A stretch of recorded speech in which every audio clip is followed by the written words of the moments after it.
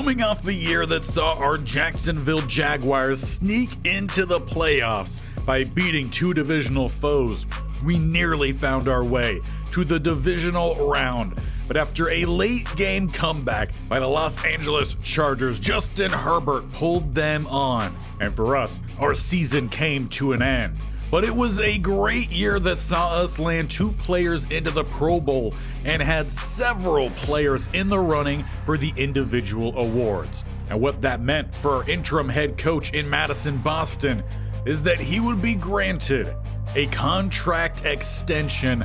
And in his initial press conference after the announcement, he told the media that he wanted to improve this roster across the board with a slight focus in on the offensive side, considering the offensive line is getting older. A lot of players might retire. But that's big words from a guy who just landed his official head coaching contract. But here is where we begin. Coming off of a Philadelphia Eagles Super Bowl in a close one, who looks like an actual really good matchup, the Buffalo Bills drop yet another Super Bowl. 27-24, Jalen Hurts is your MVP, and you could also see the rest of those yearly awards on the right-hand side. We had some guys in the running, but none of them quite played good enough. And as we get going today, as Coach Boston talked about, we need to improve this offense, and I think the key spot to do that will be along this offensive line. Mitch Morse, he might retire. Robinson, obviously in real life, he looked to move away from the Jaguars, or the Jaguars looked to move him on, and I think we might follow in that step, looking to trade him away. Ezra Cleveland, Walker Little, are their jobs secure? Well, that's going to depend on what the market has in store for us. I imagine we do move Harrison over to left tackle. That leaves us a spot here at right tackle.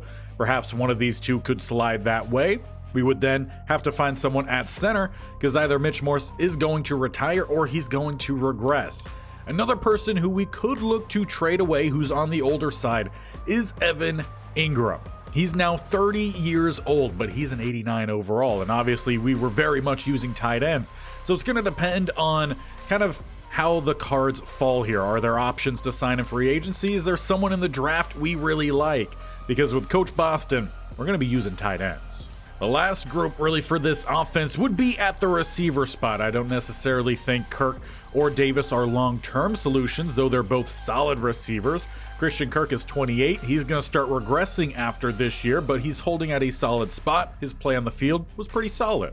But as for his receiving partner here in Gabe Davis, he's on the younger side. He's only 26 years old. He just kind of got lost in the shuffling around out there. We weren't really focusing on him, we're focusing in on Thomas, but the ratings are really good. So perhaps it could be a Kirk leave situation. Davis steps into that first role, and then Thomas takes over that second spot. And with us focusing in on having extra play from the tight end and keeping ETN involved in the passing game, we might not really need that number 3 receiver, and we might even have it already on roster here in Devin Duvernay.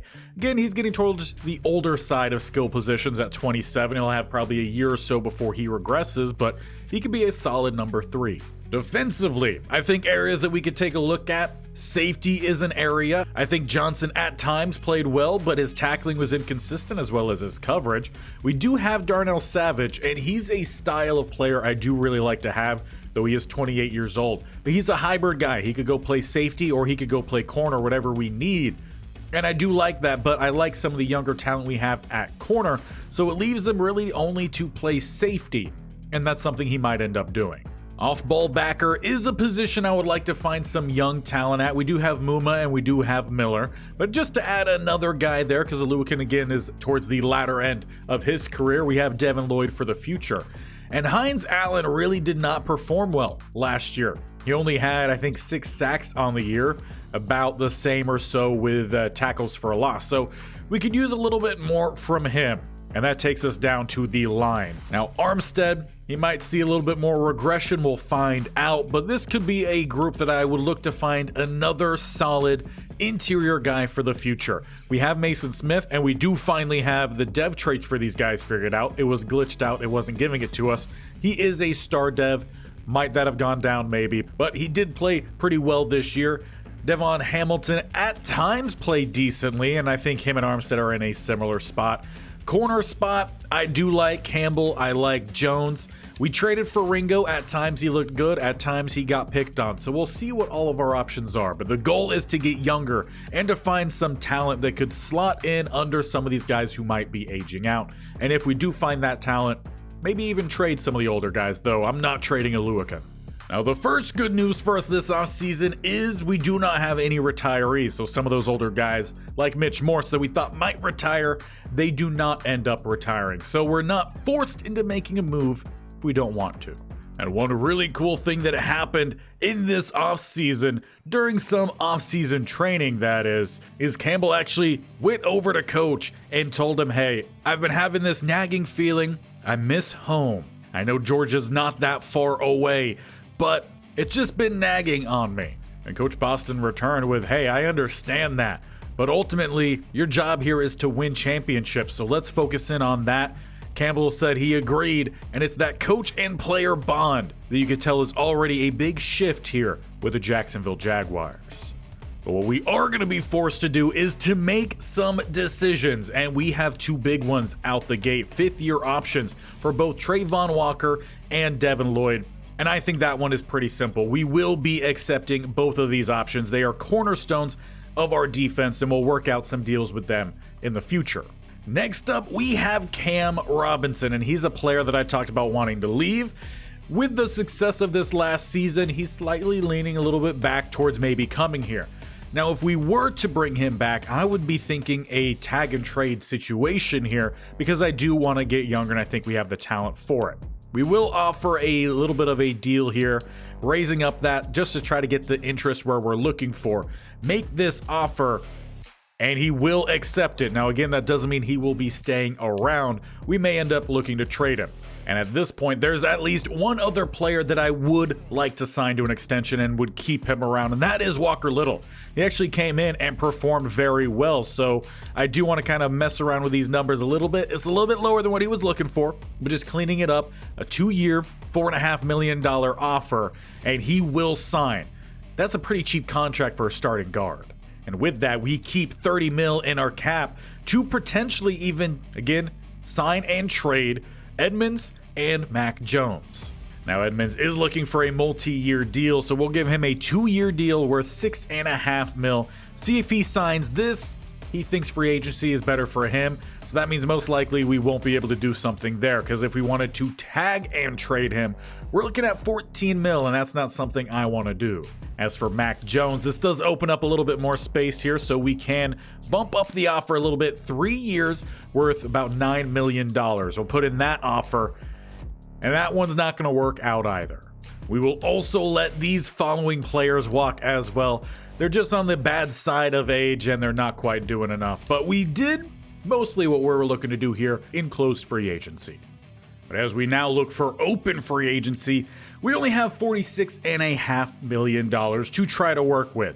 Now, what we need to find out is where all of our money is going this first year, and then make some decisions from there. Now, Hines Allen is one of the players that's bringing in a lot of money. I mean, about $40 million this year, $30 next year, still around that 30 mark for the 2027, and then a slight uptick in 2028. Now, that's a lot of money, and that's a player who's going to be well in his 30s by the time this contract comes to an end. I don't want to jump ahead of this one. I want to give him another year to see if he stands out. Now, Christian Kirk, he's a guy we already talked about potentially moving on from, giving the ball to the younger guys, and he is on his final contract year. He's a player we should shop around. And after taking a look at any possible moves we can make with teams who have the space to take on Christian Kirk, the New England Patriots are an interesting team, and I will tell you why here. They don't have a dominant receiver. They don't have a true number one, but they have a lot of interesting receivers. And there's one buried down here, currently 5th on the depth chart, in Javon Baker. And the reason I'm interested is, one, he's a star dev, and the ratings actually look pretty good. Now, he just finished his rookie year, so this will be a little bit more leaning towards the side of non-realistic, but those moves seem to be happening more often than not. He's got release, he's got the medium and deep route running that's sitting at a good spot. All in all, the route running in general look pretty good. Good hands.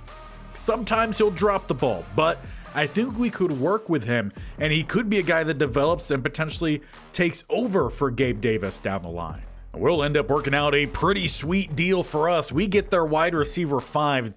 They get now a wide receiver 1, but we also bring in a current 3rd and 7th round pick. I think that is a great move for us. And with that, we now open up our cap space to $62 million. ETN, he's going to have to get paid this year. And then we have Evan Ingram. Before we make any moves with him, I want to see what tight ends we are able to bring in. And there are some decent options here, but it doesn't look like there's any truly dominant options. It would be stopgap type situation, but you do have Mike Gesicki here at the top, and I feel like that would fit a little bit with what we're trying to do. He is a scheme fit. There's Juwan Johnson, another really solid option. In fact, the top 3 guys all come with speed. If we want to go on the young side while still keeping an eye on the run blocking, there are a couple options, both of which are 25. You have Tommy Tremble and you have Brevin Jordan. Both are 71 overall. I think if we were to make a move here at tight end, it would be for someone like Juwan Johnson, a stopgap while we look to the draft for our future at tight end. Now, Johnson is looking for about $9 million per year, which would take our cap down to about 35. So that would be a big investment, something we don't necessarily have to do, and we could look to maybe trade away Evan Ingram later on, as this isn't a big tight end market. But where we do need to be looking for sure, that is along the offensive line. There is Tyron Smith. We could bring him in. That's about a 1-year stopgap. And then you're going to dip into the mid to lower 70s at the left tackle spot. Right tackle, you have a couple other options in the upper 70s, 80 overall mark, but again, they're all on the older side. The youngest you're going to get would be someone like Mekhi Becton, who's 26 years old, 75 overall. Considering the gap we now have, I think the best overall player would be someone like AJ Jackson. That's mostly because he's coming in here with a balanced skill set. The other guy in Becton, he is a star, but he's fitted more towards the run, doesn't have as much pass blocking, and we've got to have the pass blocking. So I think we put in an offer here for AJ Jackson. And he's looking for a deal around $7 million. So we could bump up this number, and I think that might be pretty good considering he already has shown interest in our team. So we'll make this initial offer. Now moving to the defensive line, we need some depth because we don't have much depth on that group. And there is Dayo Odeyingbo available, and we know from past series on this channel, he could be a guy that could play a 3-tech, outside, down the middle. Overall, he's a very well-balanced guy in just his 5th year. He's 25 years old, good size to move around the line. He has a little bit of strength, some speed. He's got block shedding and finesse moves wherever he needs to slot in. I think he could help us out, and currently, no one's offering him a contract. And that tells me we might be able to underbid him a little bit, as he's looking for about $6.7 million. So we could do a little bit lower than that. We'll lower the salary, we will keep the bonus where it is, and we'll make this a 2-year 6.5. So just taking a little bit off the top, and hopefully that'll be enough. And with 2 guys along the line offered, I want to come back to this tight end spot because we are thin. Right now we do have Evan Ingram and we have Brenton Strange, but we don't have that third. And we have options to either spend over here to try to bring in someone, or we could look for someone on the younger side like we were looking at before. And while I really like the play of Josiah DeGuara, he is now 28 years old. And if we're going to bring in someone who's going to be depth, we want them to be on the younger side. And I think that might be Brevin Jordan. I do think Tommy Tremble maybe fits a little bit better as the scheme fit, but he doesn't have as much interest. Jordan does, and we've used Tommy Tremble in several series. So let's try to bring in someone new. And this will be a 1-year prove-it deal. So we're going to do 1 year, $4 million. That's still plenty for someone to live off of. But that is where we're going to leave the offers at for now. Let's go ahead and jump through these, see if any of these guys look to sign. Someone makes a decision, and the Patriots are coming after Dayo. No one coming after Jordan. And we do land AJ Jackson. So we do have a starter at least for the offensive line. Whether he does get the start, that depends on the draft. But now we got to worry about the Patriots, who are coming after one of the guys that I really want to bring in. So considering now we won't be able to undercut him, let's boost up this offer, make it 3 years worth $7 million. And that is over the top of what he was initially looking for. And that does put us just over the Patriots. There's a couple other options that we could look into. Let's go ahead and check with these guys one more time. And Deo makes his decision. And it's to come play here in Jacksonville. So we're doing pretty good there. We just have not landed Jordan yet. And I'm looking for this to be a small free agent class. So let's just check one more time with Jordan. And he still has not decided. But jumping to the next week and going through a couple more offers. He does sign. It was for our initial offer. So we signed the 3 guys we were looking for. We're looking to add talent. And we're looking for them to be on the younger side. And we very much hit that here. But now we have to shift our focus over to the draft and come up with a game plan on what we want to do. We pick 19th. We have a first round pick, a second round pick, and then we have a bundle of third round picks that we could use to move around wherever we see fit. And really where this team has needs, I would say would be offensive line, potentially tight end, just looking for someone for the future. And then it's just development guys spread across the team. So there isn't really top tier needs. But taking a look at what our options are for the offensive line, as that is an area that could look to find a starter, we have a few guys that we favored here at tackle, and we're looking for guys who can pass block. So that's going to be first and foremost for us. And there are a few guys. There's Aiden Lacy here who just has too many questions, I feel like, for what his pass blocking is, and he's listed as an agile. At most, he would probably be a better guard. You then have someone like Matthew Knott, who's a better pass blocker, but doesn't provide much in the run game, and we're looking for someone that could step in at right tackle. And perhaps that person would be someone like Aiden Lacy, who does have some pass blocking ratings, though the power is questionable. He is agile, but he has A to C for his run block and does have A for the run block finesse. Of all of the options here who do have some at least B potential or higher for his pass blocking, he is the most well-rounded at left tackle. And then at the actual right tackle spot, we got 4 options in Fox, Bacon, Levine, and Chambers. With probably Luke Bacon being top of the board here as he has that run blocking ratings. The finesse and power could use a little bit of some help, but the pass blocking looks really solid and is the best of the bunch, and he probably is coming in higher on our board. He's around 1 to 2. That provides us some flexibility. Now, as for the tight end spot, there are 2 guys sitting atop the board that we have to decide on, and they are Connor Beal and Maxwell Sexton. 2 guys who are split archetypes, I feel like. You have a vertical threat and you have a possession guy. Awareness the same. Catching goes way of Sexton.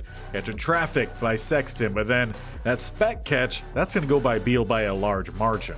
Short route running could be the same. Medium route running slightly better for Beal. And then again, deep could be about the same. When it comes to the blocking ratings though, run blocking very close. Either one of these guys could be our target and might mean that we would need to either drop from that first round, select one of these guys top of the second or even later in the first round, and then move up to maybe try to grab a tackle. On the defensive line, things aren't as great as I was hoping they'd be for finding that guy of the future. There is George Robinson, who was a round 1 to 2, does go up to a round 1. He is a power rusher, and he does provide some block shedding. At 276, he's kind of another one of the Deo builds. We don't really have that big body guy I would like to put down the middle at the nose tackle spot. At right end, we got another pair of those same kind of guys. Pierre is 270, and then Alfred is 287. He's the biggest of the bunch. He's listed as a run stopper with A block shedding, B power moves. Probably fits more as a 3 tech, but would work. And then at the actual DT spot, we have 2 guys who are barely clocking in over at 300 pounds in Burke and Collins. And both of these guys do have B for their block shedding. But you have that ability to have some pass rush with Burke. He leads the board in that case.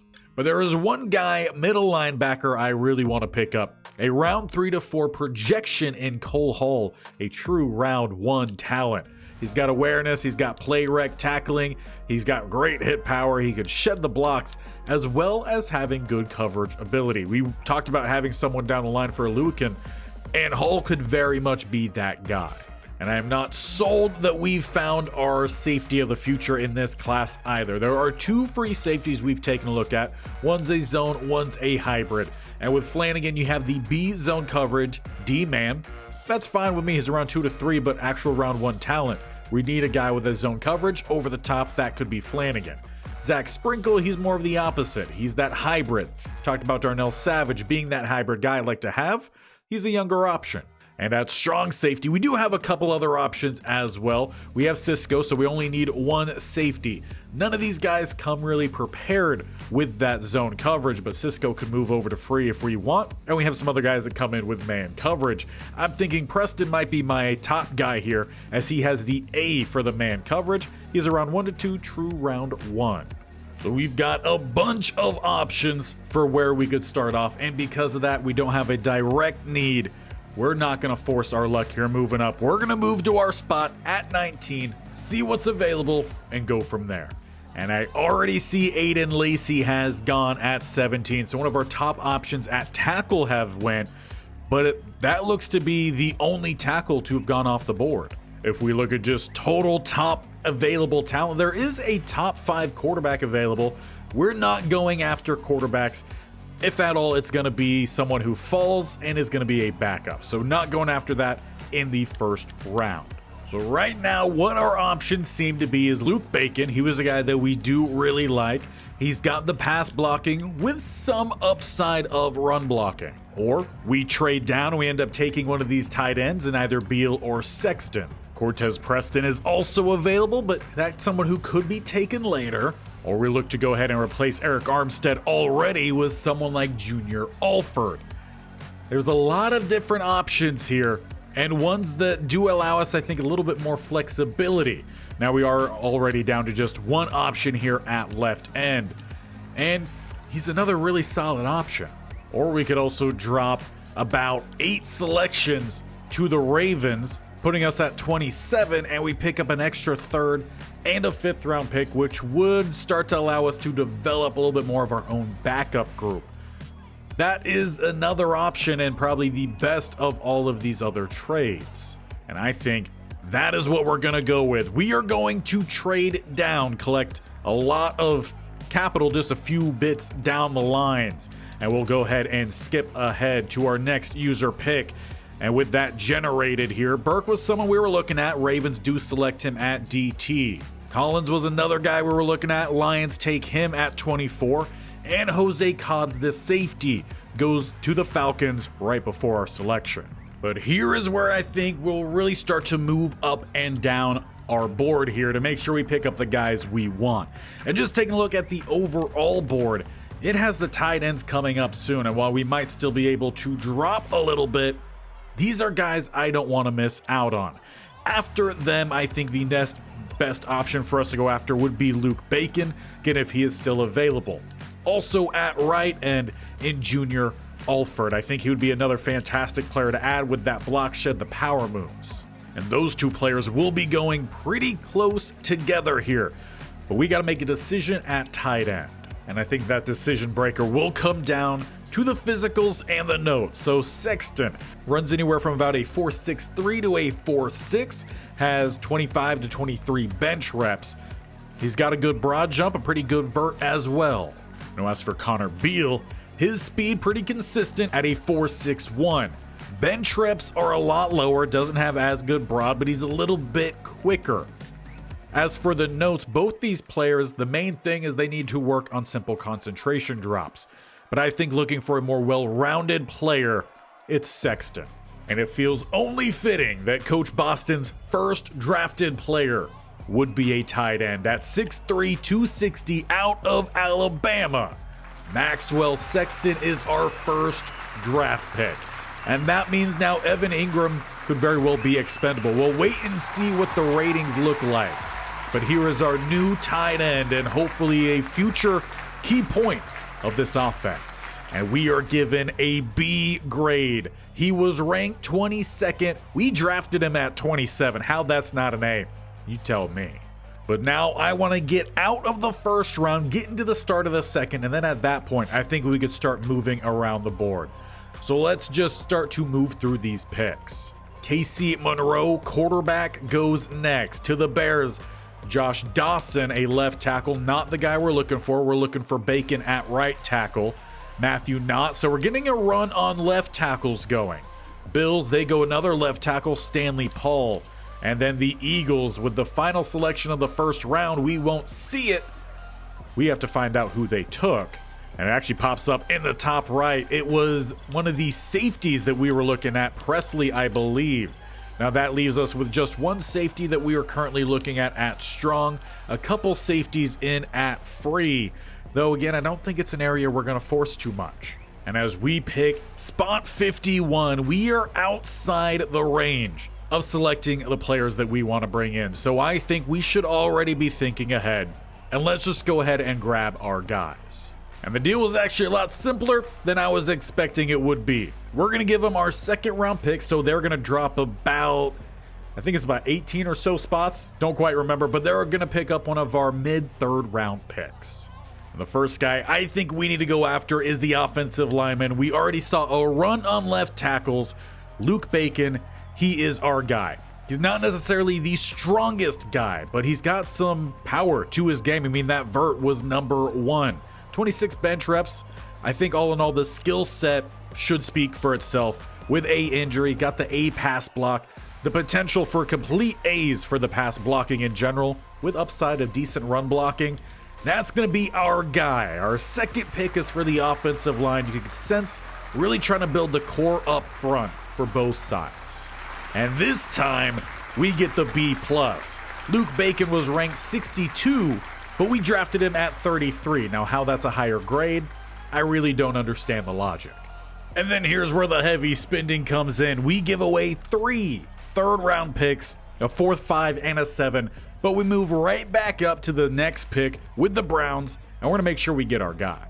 You could look to finesse these picks a whole lot more, but I've been burned too many times. We're making the big moves. Junior Alford is our next guy.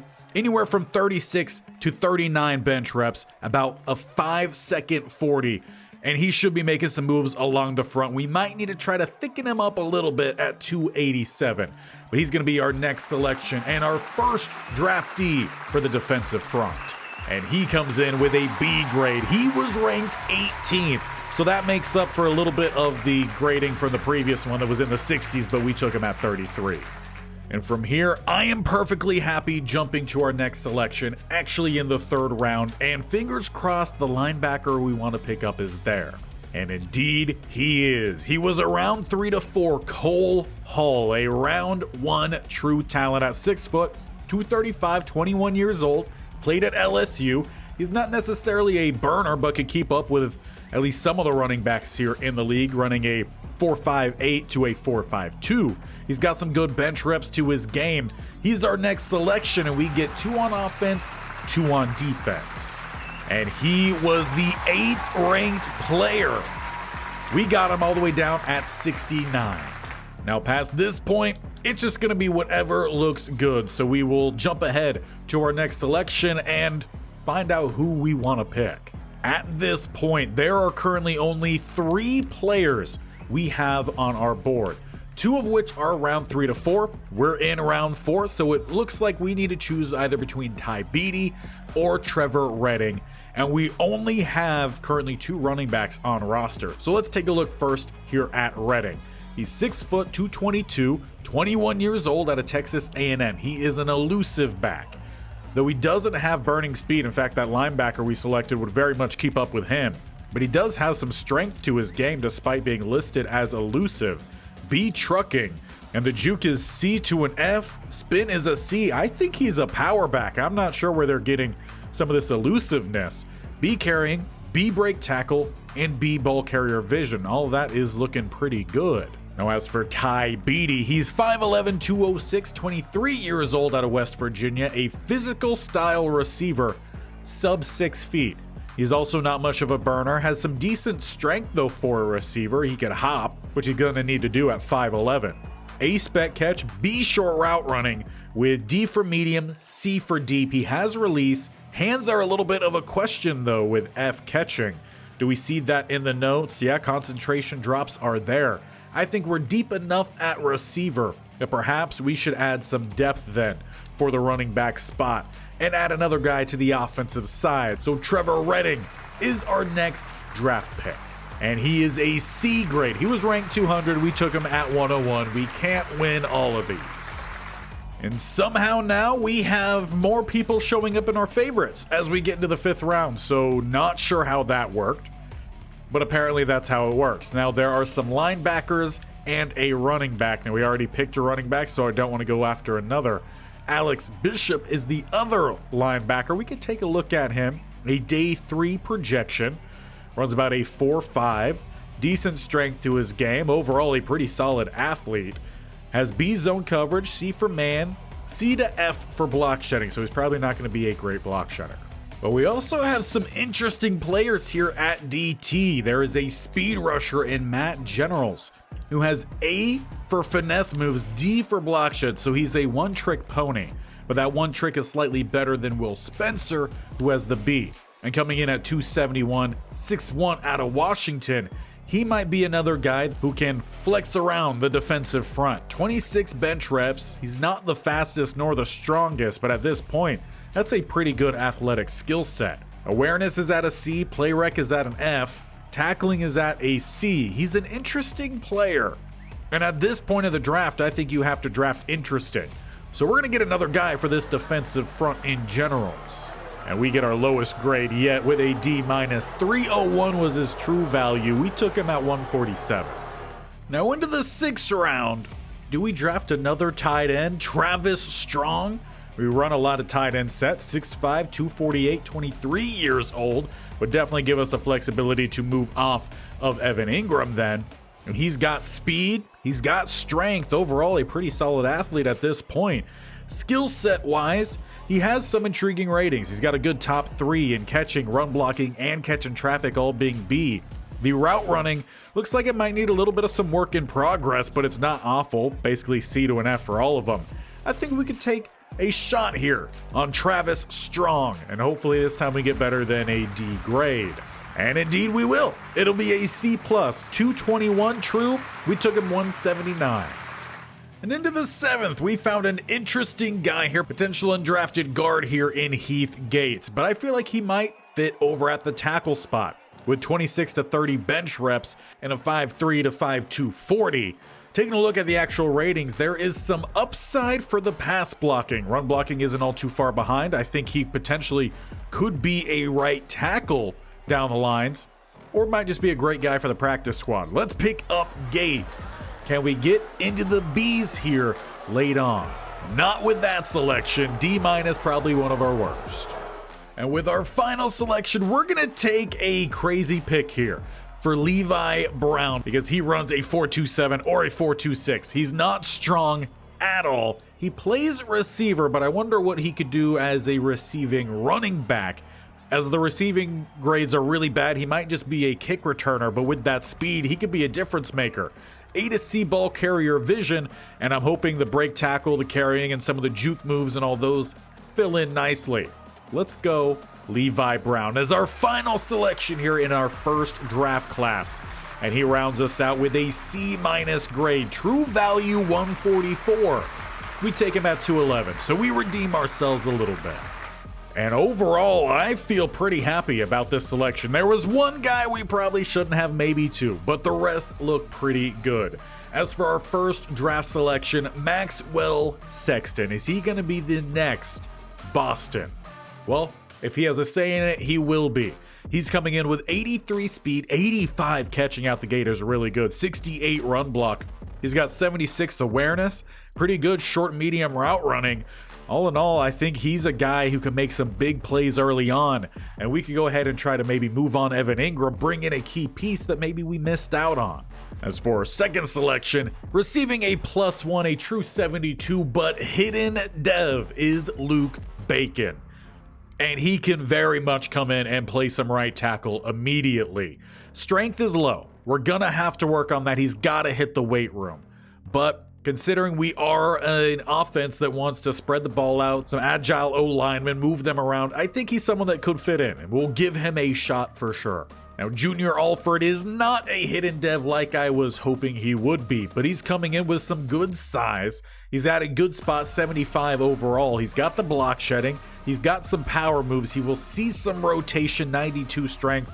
He'll play along that defensive front. Do we move off of Eric Armstead already? Maybe not. We'll see how the season starts. But surprisingly, our highest overall player is not a hidden dev, and that is in Cole Hall, the linebacker we picked up, a 76 overall. So we're going to try to find a way to get him out onto the field some way, somehow. 89 speed with 86 tackling. He's got great acceleration, good coverage off the bat. We've got another guy for Devin Lloyd and Aluakin to mold into a future superstar here in the NFL. Now, after those guys is when the overalls start to tip down here. Trevor Redding, the running back, 66 overall. He's got some decent speed. Break tackle could use some work, but he's going to be a depth guy, and I think he's a solid depth guy to have. We don't have to go spend a bunch of money on a backup that won't see the field.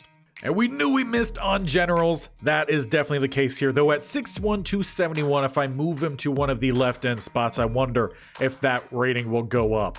He's coming in with 74 finesse moves. I don't know if I would call that an A. 64 for the block shedding. Now the speed is a 70, so he's not going to be super fast, but I just wonder if we switch him to left end. And that does actually improve his overall a little bit. He bumps up to 65. So that is good news then. He's going to fit a little bit better there. And working at this spot, he might increase his speed a little bit. Now, as for Travis Strong, again, I'm pretty happy with this selection. A 66 true overall, 67 receiving the boost. He's got 83 speed, some solid hands. Can work a little bit on the run blocking, but with this being a kind of blind selection, I'm pretty happy with this. However, he will not be wearing number 2. I think 80 suits him a whole lot better. But probably the worst selection, as I don't think moving his position will help too much. Heath Gates, a true 62. Now, we brought him in expecting he could play a little bit of tackle for us, and the pass blocking ratings aren't awful. They could use a little bit of a boost. Let's move him to left tackle as a run blocking rating's not exactly there and see if he moves up from that 62, 63. And that answer is a no. He actually goes down and he doesn't receive the boost. So we'll see what happens here with Heath Gates. He definitely would be a tackle in progress, but he's a long way from seeing the field. Probably a practice squad player, and he'll have to fight down the lines to ever make the roster. And finally, we got the speedster here, hidden dev in Levi Brown, a 68 overall at receiver. 99 speed, 92 acceleration. The hands, they're not there. But if we go down here, he's got 82 ball carrier vision, 79 carrying with 82 change of direction, 78 juke. He's probably a kick returner despite that apparently being a 76. We're going to move him to running back. And I still think he's going to just be a returner for us. Now, he does stay the same overall 68, but we also changed that number to 3. I just feel like that fits a little bit better for a kick returner. We'll see what he could do. He's hidden dev. If he could get some good kick returns for us. Duvernay was doing pretty solid at that, but now he might be moving into that wide receiver 3 role. Need him healthy. We have a guy in Levi Brown with that final selection. Fits in pretty well. But that is where we'll leave it at here. I'll go in between episodes and I'll sign some UDFAs and take a look at what options we think we need to do. First off, I know we need to find a backup quarterback. Trevor Lawrence, he got shaken up a little bit last year. One, we need to keep him healthier, but we need to have a backup that can go out there and manage the game. ETN, Tank Bigsby, we should be really good there. Looks like we had on the practice squad here, Keelan Robinson. We'll see what he could do. I mean, we have a couple guys that could all hit the field and try to claim that final running back spot, though obviously we know the kick returner will be there. We got 4 receivers, plus Parker Washington down here. Not sure if Elijah Cooks makes the final roster, but I feel solid about this receiving group heading in, especially as we focus in here on receiver. Now, who should we trade for with Evan Ingram? Just taking a quick look at what the options are. Well, we see Cortland Sutton, a DT I actually had interest in, but it just didn't make sense that they would trade him, so I moved by that. Cooper DeJean, yeah, they're definitely not going to trade him. We could bring back Christian Kirk if we wanted to. We could add an offensive lineman here. Now, Jack Powers Johnson, again, in his second year, I don't think that they would actually trade a 22-year-old high upside tackle or guard even for a 30-year-old tight end. That's not likely. Puka Nacua is definitely not likely, nor Pickens. Sweat, probably not either, but you could see the idea. Some teams would actually give up quite a lot here for Evan Ingram.